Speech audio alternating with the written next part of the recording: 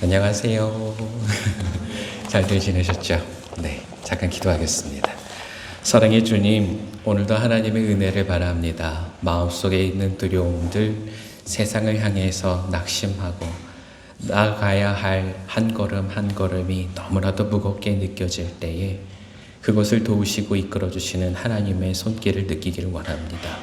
오늘도 우리를 위로하시고 격려하시고 다시금 앞으로 나갈 수 있는 희망과 소망을 더하여 주옵소서. 예수님의 이름으로 기도합니다. 아멘. 오늘 말씀을 여러분이 집에서 아마 읽어보셨을 거예요. 마태복음의 말씀을 읽으시고 요한복음의 말씀을 읽으실 때 여러분의 느낌이 어떠셨나요? 혹시 질문이 많이 생기지 않으셨습니까? 질문도 질문이지만 저는 이 요한복음 이야기를 오늘 중점으로 얘기를 좀 드리려고 하는데요. 이 간음의 현장에서 잡혔던 여인, 이 여인이 지금 끌려 나오는 이 상태가 너무나도 안타깝고 그리고 애처롭습니다.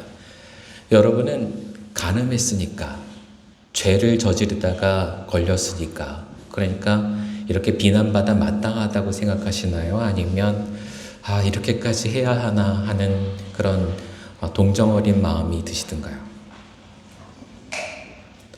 저는 이 본문을 생각할 때마다 옛날 일이 하나가 떠올라요. 제가 6살 때였는데요. 제가 정말 개구장이었습니다. 아버지가 목회를 하시기 전이었는데 제가 이 주일 예배를 드리면은 앞에서 목사님 설교하실 때 이 의자 밑을 기어다녔어요. 저 뒤에서부터 앞으로 이렇게 왔다가 이쪽으로 뒤로 갔다가 이렇게 오면 그러면은 한 바퀴 돌잖아요. 그러면 여기서 소리를 지르죠. 다 했다. 그러면은 뒤에서 있는 제 친구들은 박수를 쳐주고요. 앞에 있었던 장로님은 막 쫓아와서 야단을 칩니다. 근데 그걸 주일마다 했으니까 장로님 한 분이 벼르고 계셨나 봐요. 이렇게 돌아서 뒤로 넘어가려고 하는 찰나에 장로님이 다리 2개를 딱 오므려서 제 목을 딱 조이신 거예요. 어떻게 됐을까요? 소리를 지르고 울었죠. 엉엉거리고 이제 크게 우니까 앞에서 목사님이 그 일원이 좀 놔두세요. 이렇게 얘기를 하시는데 장로님이 어떻게 하셨을까요? 제 멱살을 잡고 달랑 들어서 밖으로 끌고 나가셨어요.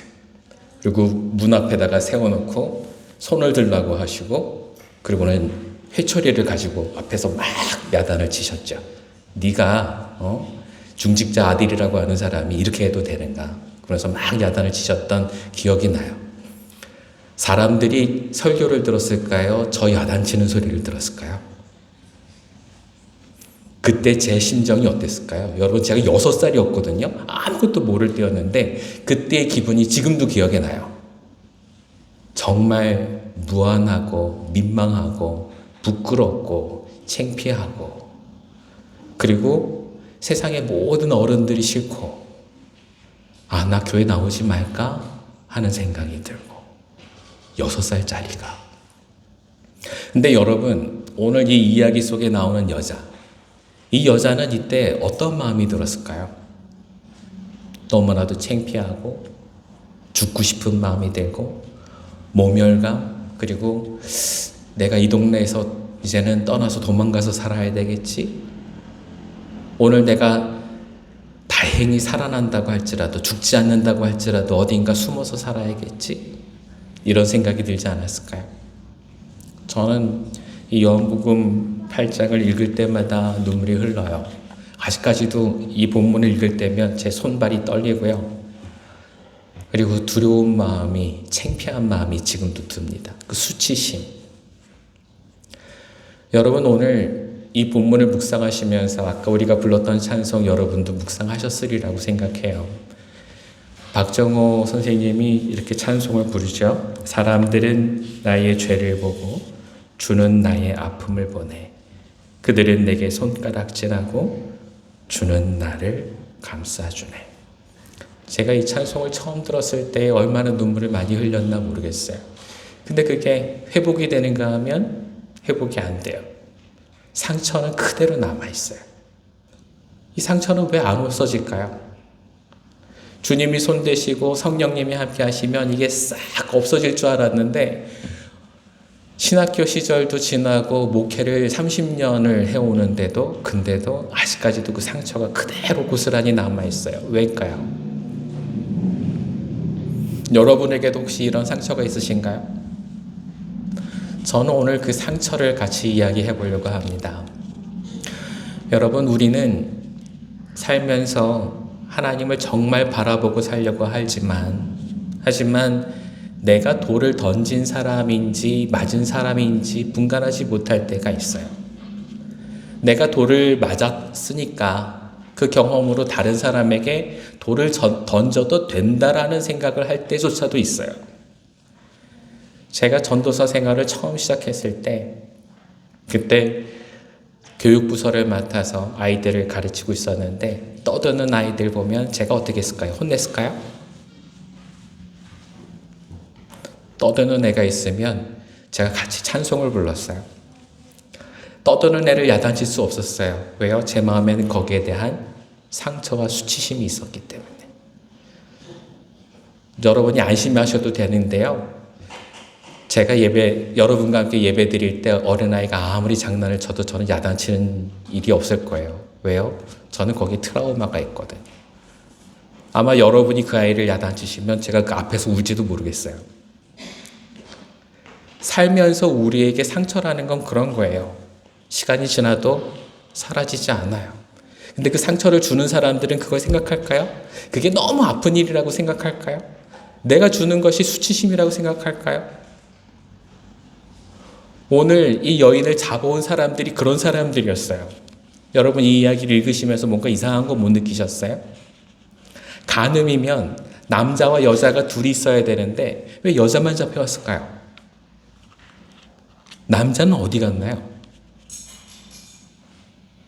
그게 간음이라 할지라도 만일 불륜이라고 할지라도 사랑했다면 이 여자를 지키기 위해서 같이 나와 있어야 될 텐데 같이 돌 맞는 사람이 아니라 어딘가 도망간 사람이라면 정말 그 사람을 사랑했었던 그동안의 시간들이 이 여자한테는 어떻게 느껴졌을까요?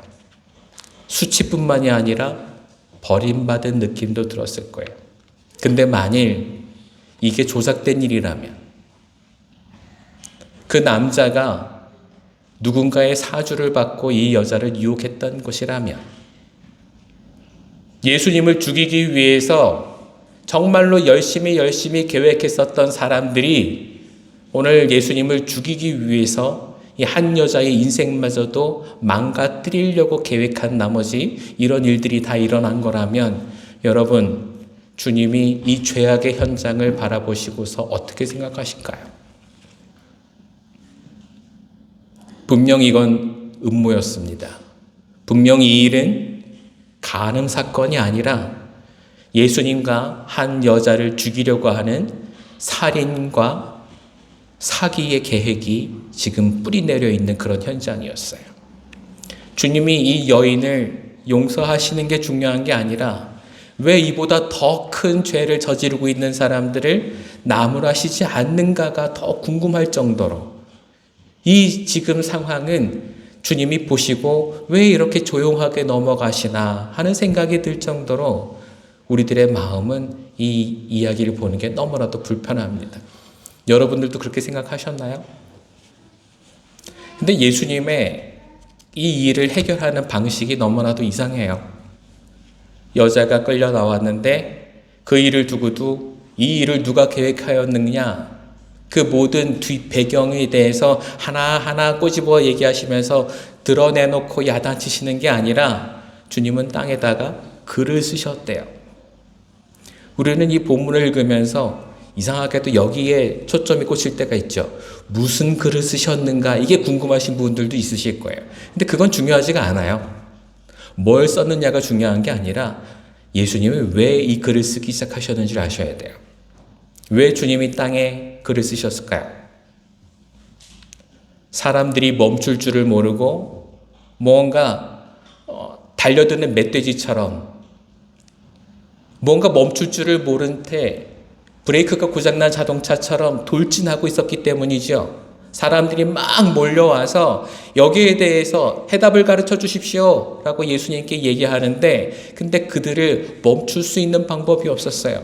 조용하라, 자중하라 이렇게 얘기하지 않으셨어요.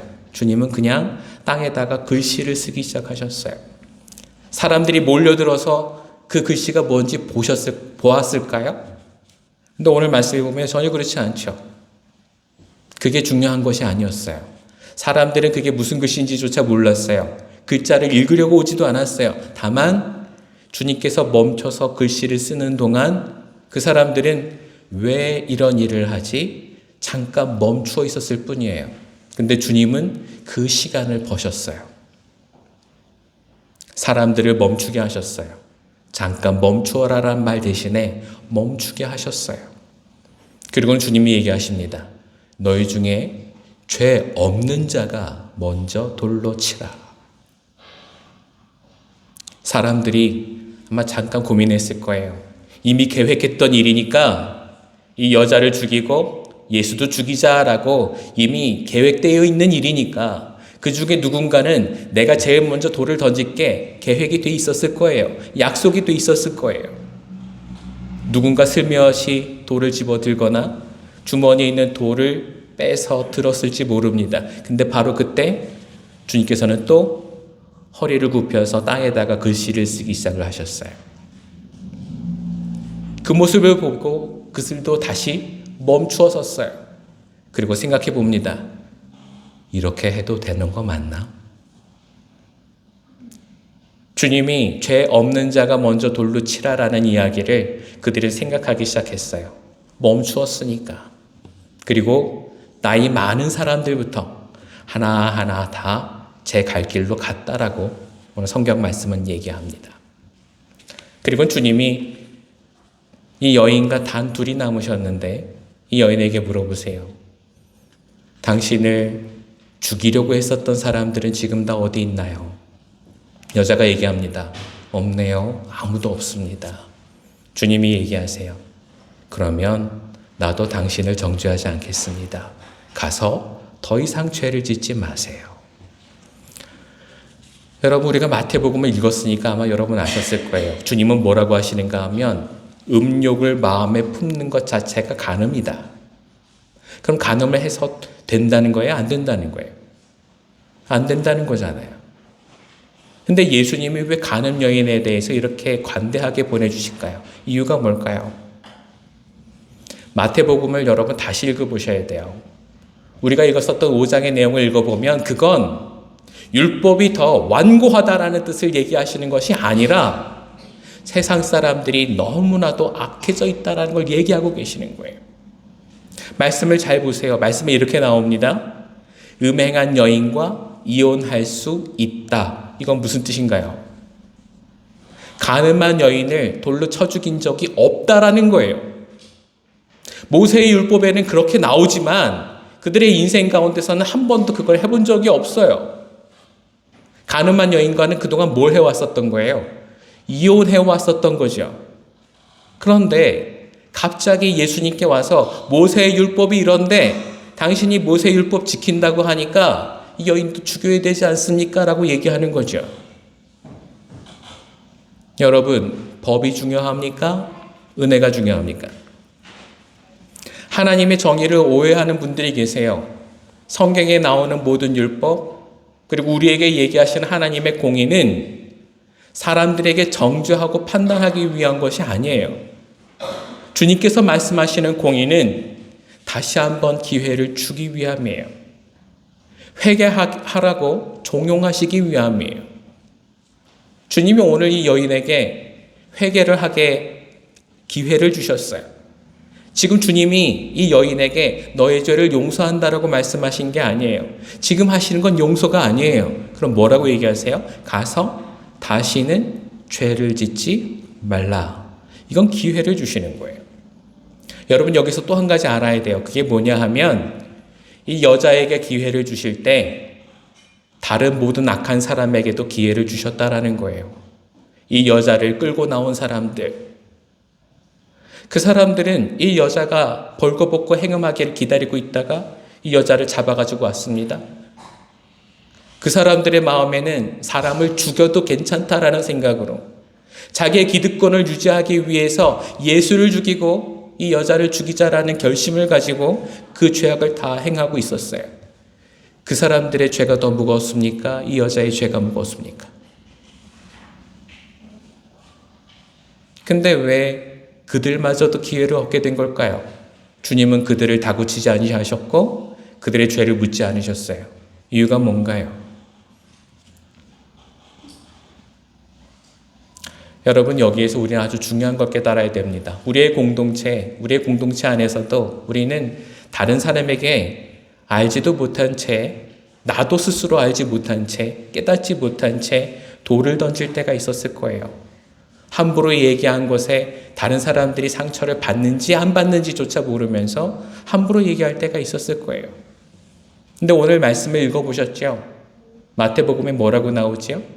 너희가 예배를 드리려고 하는데 혹시 누군가가 너에 대해서 원한을 품고 있다고 생각하거든 예배 드리기 전에 가서 그 사람에게 화해를 청하라. 용서를 받으라.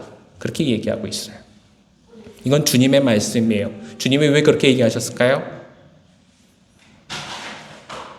죄가 무엇인지 알고 거기에 대해서 정죄하고 판단하는 게 하나님의 법이 아니에요. 주님의 법은 내가 잘못한 것을 알면 스스로 회개하는 데 있어요. 우리가 2번 슬라이드 한번 보여주실래요? 지난주에 우리가 팔복에 대해서 봤지만 팔복의 공통점에 대해서 여러분 한번 기억하셨을 거예요. 한번 읽어볼까요? 첫 번째, 마음이 가난한 사람. 두 번째, 슬퍼하는 사람. 세 번째, 온유한 사람. 네 번째, 의에 줄이고 목마른 사람. 다섯 번째, 자비한 사람. 여섯 번째, 마음이 깨끗한 사람. 일곱 번째, 평화를 이루는 사람. 여덟 번째, 의를 위해 박해를 받는 사람. 여러분, 여기에 공통점이 뭐라고 그랬죠? 나의 노력으로는 할 수 없는 일들, 성령의 이끌림을 받아야만 할 수 있는 일이라고 설명을 드렸어요. 그래서 우리가 창세기가 아니죠. 마태복음을 지금 우리가 읽고 있는데 우리가 지금까지 봤었던 5장 이후에서 7장까지를 읽어보면 거기에 대한 내용이 세 가지로 요약이 돼요. 여기서 보시면 제가 세 가지로 요약을 했는데 첫 번째 같이 한번 읽어볼까요? 적극적으로 선한 일을 하라. 두 번째, 기도하라. 특별히 시험에 들지 않기를. 악에서 구원해 주시길 기도하라. 세 번째, 하나님의 나라와 하나님의 의를 가장 우선적으로 여기고 추구하며 살라. 여러분 잘 생각해 보세요. 지난주에 배웠었던 팔복, 그리고 오늘 우리가 읽고 있는 이 율법에 대한 부분, 근데 이 공통점이 있어요. 이 세 가지가 공통점이에요. 이 세 가지가 팔복에 대한 요약이기도 해요. 주님이 여기에 대해서 얘기하시면서 가르쳐 주시는 게 있는데 그게 바로 주기도문이라는 거예요. 오늘도 여러분이 그걸 외우시면서 기도하셨지만 주기도문을 얘기하면서 주님 뭐라고 그러세요? 두 번째 보시면 그게 특별히 있죠. 기도하라. 특별히 시험에 들지 않기를. 악에서 구원해 주시길 기도하라. 여러분, 우리가 믿음 생활을 하는 건 완벽해지는 걸 뜻하진 않아요. 하지만 중요한 건 뭐냐 하면 주님을 따라가면서 나는 완벽하지 않아도 나를 완벽하게 지켜주시는 하나님의 은혜 안에서 살기를 원하는 거죠. 근데 그 은혜는 어떻게 해야 받을 수 있을까요? 잘해야 될까요? 아니면 주님이 나를 불쌍히 여기셔야 될까요? 잘 생각해 보세요. 오늘 이 가늠 여인이 잡힌 이 현장, 사람들이 돌로 이 사람을 쳐 죽이려고 하는 현장, 거기에는 바리새인들도 있었고 서기관들도 있었어요. 예수님을 죽이려고 하는 나쁜 사람들도 있었겠지만 정말 주님의 말씀과 구약부터 내려오는 그 모든 율법을 지켜가면서 거룩하게 살려고 노력하는 사람들조차 거기 있었을 거예요. 근데 그 사람들이 하나님의 은혜 속에서 긍휼함을 입었습니까? 아니면 수치를 얻고 눈물 흘리면서 쓰러져 있었던 이 여인이 긍휼함을 입었습니까? 여러분의 삶은 사람들 앞에 자랑할 수 있는 모습입니까? 아니면 수치를 느끼고 있지만 하나님의 온전한 긍휼을 누릴 수 있는 모습입니까? 저는 오늘 여러분들에게 율법대로 살라고 말씀드리고 싶지는 않아요. 근데 중요한 건 주님이 불쌍히 여기시는 사람이 되어야 해요. 우리가 세상에 필요한 건 나 스스로 인정할 수 있는 의의가 아니에요. 하나님이 인정하시는 의의가 필요한 거예요. 주님이 나를 사랑하시고 나를 위해서 십자가에 못 박히실 수 있는 이유를 내가 드리는 게 중요해요. 내가 오늘도 주님을 사랑하기 때문에 주님 발 앞에 무릎 꿇습니다 하는 은혜가 필요하다고요. 근데 우리는 계속 그 은혜에서 멀어져 갑니다. 근데 은혜가 멀어져 갈 때 우리한테 나타나는 4가지 증상이 있어요. 2번 다시 한번 볼까요? 저 오른쪽에 있는 거 한번 보실래요? 1번 성내는 것, 2번 음행, 3번 맹세, 4번 보복. 이 4가지가 우리가 지금 읽었었던 마태복음에 나와요. 이건 팔복과 완전히 반대되는 이야기예요. 어떤 의미에서 반대될까요? 이 4가지는 세상의 중심이 나인 사람에게 나타나는 행동들이거든요. 왜 화를 날까요? 내가 옳다고 생각하니까. 왜 음행하게 될까요? 다른 사람에게 해가 되지 않을 거라고 생각하니까. 왜 맹세하게 될까요? 하나님을 무시하고 살아가니까. 왜 보복하게 될까요? 주님의 법이 아닌 내 감정이 법이 되어 있기 때문에. 세상에는 태양이 아무리 중심이라고 얘기를 해도 지구가 중심이라고 얘기하는 사람들이 아직도 있어요. 그건 과학적인 이야기가 아니에요. 세상이 아무리 뭐 해도 상관없다고, 내가 세상의 중심이니까 내 마음에 맞아야 된다고 얘기하는 이기적인 사람들의 고집이 남아있기 때문이죠. 여러분, 근데 그런 자기중심적인 사람들에게는 저 4가지가 나타나요. 성내는 것, 음행, 맹세, 보복. 근데 여러분, 여기서 완전히 자유로우신 분이 계신가요? 아마 없으실 거예요. 주님이 여기서는 뭐 음행이 나랑은 상관이 없다라고 생각하실지 모르겠지만 주님은 뭐라고 얘기하시는가 하면 예쁜 여자 보고 그리고 예쁘다 손이라도 잡아봤으면 하는 마음을 가지고 있다면 그게 뭐라고요? 간음이라고요. 주님의 법에서 아무도 벗어날 수가 없어요. 율법은 그렇게 강해요. 근데 주님은 율법대로 살아라고 얘기하지 않으세요. 오늘 이 여인에게 너는 율법대로 살지 않았으니까 벌 받아야 돼 라고 얘기하지 않으세요. 사람들은 법을 주지 않았지만 하나님은 마지막에 벌을 주실 거야 라고 윽박지르지 않으세요. 주님은 지금 이 여인에게 뭐라고 얘기하세요? 가서 다시는 죄를 짓지 말라. 나도 너를 정죄하지 않겠다. 여러분, 주님은 우리에게 계속 기회를 주고 계시는 거예요. 계속. 여러분, 우리는 우리의 가족들에게 기회를 주고 있나요? 시험에 실패한 우리의 아들, 딸들에게 기회를 주고 있습니까? 삶에서 나의 감정에 상처를 주고 관계에 금이 가게 만들었던 내 배우자에게 기회를 주고 있습니까? 내 마음과 같지 않다고 해서 비난했었던 내 친구들에게 기회를 주고 있습니까? 그게 없다면 여러분 오늘 한번 살펴보세요. 우리에게 저게 있을 거예요. 성내는 거, 음행, 맹세, 보복이 내 안에 들어와 있을 거라고요. 이걸 이기기 위해서는 어떻게 해야 될까요? 성령님의 이끌리심을 받으셔야 돼요. 어떻게 해요? 팔복의 길로 와야 돼요. 8번 슬라이드 다시 볼까요? 뭐라고죠? 적극적으로 선을 행하고 악에 빠지지 않기를 기도하고 주님께서 날 구원해 주시기를 기도해야 되죠. 그리고 하나님의 나라와 그의 의의를 가장 우선으로 생각하고 살아야 돼요. 우리는 말씀을 배우지만 이게 내 삶이 되지 못해요. 왜냐하면 주님은 다시 기회를 주셨지만 회개하지 않았기 때문에. 우리는 회개가 아주 오래전에 세례받기 전에 한번 하면 되는 걸로 생각하고 있지만 아니에요. 오늘도 우리가 화를 낼 때, 음행의 생각을 품었을 때 내 삶에서 내가 중심이어야 한다라고 고집을 피우고 있을 때는 회개를 해야 하는데 그 회개의 길을 가지 못했기 때문일 때가 너무나도 많거든요. 여러분, 누군가가 용서가 안 돼서 오늘도 화내고 계십니까? 내가 아무리 잘했다고 하더라도, 나한테는 잘못을 찾아볼 수 없다고 할지라도, 아니에요, 여러분. 그건 하나님이 주신 마음이 아니에요. 그건 여러분들이 주님 앞에 회개하고 나아가야 할 마음이에요. 우리의 공동체는 그래서 여러분, 기회를 주는 마음으로 가득해야 돼요. 다시 한번 기회를 주면서 더 여유를 주는 마음이 가득해야 돼요. 주머니에 돌을 들고 다니면서 내가 언젠가는 저 사람을 치리라 하는 마음으로 와서는 안 된단 말이죠. 여러분 삶을 이끌고 가시는 하나님의 그 은혜를 여러분이 느끼고 계신다면 오늘 당장 늘 주님 앞에 무릎 꿇을 때마다 회개할 수 있는 은혜의 차원으로 들어가셔야 돼요. 그러기 위해서는 이 세 가지를 하셔야 합니다. 어떻게 해요? 내가 주님의 사람이라면 적극적으로 살아가는 걸 행하셔야 돼요.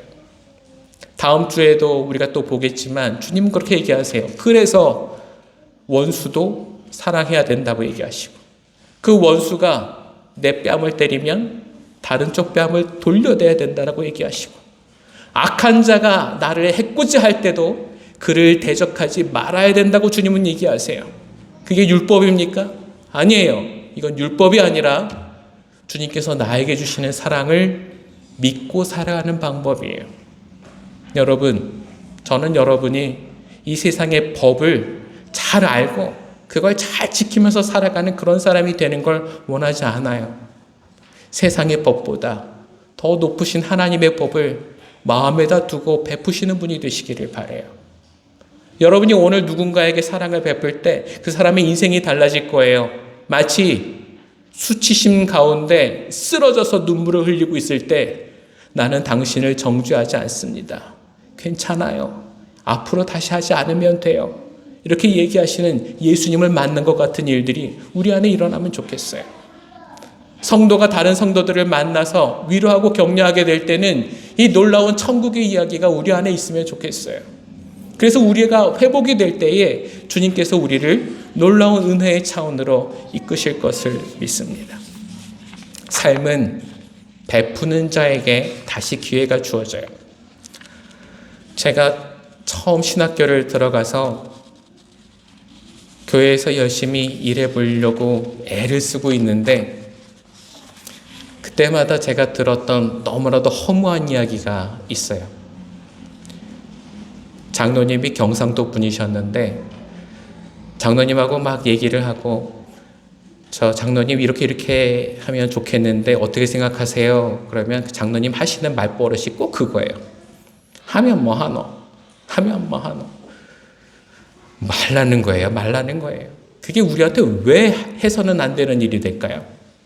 주님을 사랑하면 오늘도 뭔가 한 걸음 앞서가는 게 맞는 것 같은데 뭔가 열심히 고민하고 와서 다른 사람들과 이거 해볼까? 그리고 다 의논해서 오면 한마디로 다 묵살해버리세요. 하면 뭐 하노? 그 앞에서 다시 옛날의 수치가 떠오릅니다. 예배 시간에 밑에 기어다녔다고 목을 졸랐었던 장로님이 생각이 나요. 왜 우리는 이렇게 살아갈 수밖에 없는지, 왜 우리는 상처를 줄 수밖에 없는지. 그래, 하고 싶나? 내가 도와줄게. 우리가 남이가 이래주면 참 좋겠는데 아니 그 장로님은 왜 우리가 얘기를 하면 그때마다 하면 뭐 하노라고 얘기하는지. 여러분 우리의 삶은 어떤가요? 그보다 좀 낫습니까? 저는 여러분에게 간곡히 부탁드립니다. 제네바 한인교회는 앞으로는 그 어떤 것도 서로에게 상처 주기보다는 기회를 주는 교회가 되면 좋겠습니다. 하나님의 말씀이 오히려 우리에게 위로가 되고 기쁨이 될 때에 아 좋은 말씀이야 라고 그냥 헤어지는 것이 아니라 그 좋은 말씀, 좋은 마음을 다른 성도들에게 함께 나누어 줄 수 있는 그런 여러분들이 되시면 정말 좋겠습니다. 삶에 우리가 준비해야 될 것들이 어떤 것들일까요? 우리가 천국 가서 해야 될 것들이 어떤 것들일까요? 주님은 많은 사람들에게 이런 비슷한 이야기들을 하시면서 가라지 비유를 얘기하신 적이 있으세요. 한 농부가 좋은 씨앗을 골라서 그 종자를 땅에 뿌렸답니다. 근데 일꾼들이 와서 이렇게 얘기합니다. 주인님, 지난번에 좋은 것만 골라서 뿌리지 않으셨나요? 근데 가라지가 많이 났어요. 어떻게 된 걸까요? 내 주인이 얘기합니다. 아마 내 원수가 와서 나쁜 씨를 뿌린 것 같다. 종들이 얘기합니다. 그럼 가라지 다 뽑을까요? 솎아내고 잘 자랄 수 있게 해줘야죠. 그랬더니 주인이 얘기합니다. 아니야. 가라지를 뽑다가 알곡도 뽑을라. 내버려 두자. 다 자란 다음에 그 다음에 가라지를 먼저 뽑아서 언젠가 불사를 날이 올 거야. 그때는 우리가 진짜 알곡들을 모을 수가 있을 거야. 주님은 왜 이런 얘기 하셨을까요? 오늘 우리에게도 또 기회를 주신다고 얘기하시는 거예요. 그동안 쭉정이로 살아왔더라도 괜찮아요. 어떻게 하면? 앞으로는 그렇게 안 살면 돼요. 그동안 살아왔었던 것들을 내 삶의 고집으로 여기고 그걸 비호하면서 옛날이 틀리지 않았다는 걸 내가 얘기하기 위해서 그것마저도 끝까지 잘못된 인생을 계속 살아나간다면 우리는 성령님의 인도하심을 받지 못합니다. 잘못됐다면 버리면 됩니다. 지금까지 그렇게 살아왔더라도 앞으로는 그렇게 살지 않으면 돼요. 주님이 오늘 우리와 함께 하십니다. 그 이유는 오늘 우리에게 또 다시 기회를 주시기 위함인 줄로 믿습니다. 내가 다른 사람에게 기회를 주는 사람이었는지 다시 한번 생각합시다. 그리고 이번 주에는 서로에게 기회를 주고 여유를 주고 희망을 주고 사랑을 주는 그런 여러분과 제가 되길 간곡히 부탁드립니다. 제가 가장 힘들 때에 저한테 위로를 준 말씀이 목사님 말씀이 아니었어요. 제가 그때 병원 봉사를 많이 했었는데 병원에 꽂혀 있었던 10대들의 쪽지가 눈에 보였어요. 김형모라는 분이 발행을 하셨던 그 작은 소책자가 저의 인생을 살려준 일들이 되었죠. 그때의 말을 전 아직도 기억을 합니다. 오늘 그 말씀 여러분들에게 좀 보여드리고 싶은데요. 11번이네요. 10번. 한번 잠깐 읽어볼까요? 같이 읽어봅시다. 희망이 없을 때가 희망이 가장 필요한 때입니다. 지금 아무것도 없어도 오늘의 나는 아무것도 아니더라도 그래도 아직 난 끝나지 않았다라고 이를 악물어야 하고 이대로 끝낼 수 없다고 걷기 시작하면 탈진할 것 같으나 오히려 의욕이 생기고 보이지 않았던 길이 생기게 되고 없었던 길도 만들어집니다. 초라하고 못난 지금의 현실만을 보지 말고 그냥 걷기 시작하라는 해야 할 일을 시작하라는 하나님의 말씀을 미뤄두지 마십시오. 내 감정과 상식과 현실을 무시하고 정말 무식하게 믿고 움직일 때 그때부터 놀라운 일이 내 속에서 벌어지게 될 것입니다. 이제 그만 머뭇거림을 멈추고 단순하게 걸어가시길 바랍니다. 작은 실패와 조그마한 고통에 세상이 끝난 것처럼 놀래 주저앉아 버린다면 그게 정말 끝이 될 수 있습니다. 아마 93년인가요? 92년인가요? 그랬던 것 같아요. 10대들의 쪽지 224호. 아마 여러분 중에는 저와 같이 이런 글을 읽으시면서 힘을 얻었던 분도 계셨을지 모르겠어요. 교회라는 곳이 참으로 불안의 온상이고 부조리함의 온상이라는 것을 깨달았을 때에 내가 신학교 잘못 온 것 같다. 이거 그만두고 다른 길로 가야 되겠다라고 마음먹을 때 이제는 더 이상 목회라는 것을 마음에 두지 않겠다라고 마음먹을 때 저를 살려준 말씀이 바로 이 말씀이었어요. 이걸 보고 난 다음에 성경을 보는데 성경이 달리 보이더라고요. 여러분, 저는 오늘 여러분에게 성경이 달리 보이게 되기를 바랍니다. 여러분을 윽박지르는 것 같고 야단치는 것 같은 말씀들이 이제는 여러분에게 다시 한번 기회를 주려고 애를 쓰시는 예수님의 음성으로 들릴 수 있게 되기를 바랍니다. 그 마음 그대로 우리 서로에게 희망을 주고 여유를 줄 수 있는 교회로 거듭날 수 있으면 좋겠어요. 하나님의 은혜가 여러분의 삶을 살리고 우리들의 삶에 희망이 되어주시기를 그리스도 이름으로 간곡히 기원합니다. 기도하겠습니다. 사랑의 주님, 힘들고 어려운 삶의 현실에서 더 이상 일어날 수 없다고 좌절하고 있을 때 그 수치감과 모멸감을 주님께서 오늘 위로해 주시기를 원합니다. 간음 여인에게 찾아가서 그를 구원해 주시고 이끌어 주셨던 것처럼 오늘도 우리를 찾아오시어서 우리의 죄악을 나무라고 있는 세상을 향해 하나님의 은혜와 위로를 더하여 주옵소서. 새로운 기회가 주어졌음을 믿고 주님 앞에 서기를 원합니다. 우리 제네바 한인교회에 주님의 은혜를 채워주시고 주를 위해서 다시 일어설 수 있도록 능력을 더하여 주시옵소서. 예수님의 이름으로 기도합니다. 아멘.